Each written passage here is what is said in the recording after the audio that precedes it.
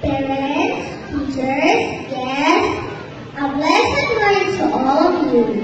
Today is a time to give thanks first to our Almighty God for giving young children like me, who are preschool pupils all over the world, a great deal of learning.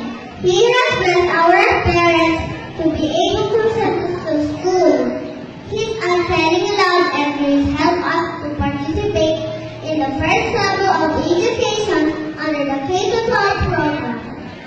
Second, to our teachers who have shown us the love and care which made our everyday learning activities fun and interesting.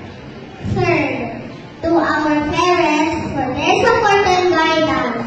I know they work hard to be able to pay our school fees and buy all the school materials we need. To our family members for the moral support and prayers.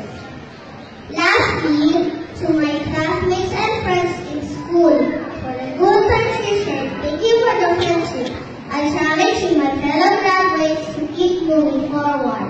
Understand what is important to you and what you value most. We have a God who in His power is able to direct our path. Each of us has a dream and we have to work for it.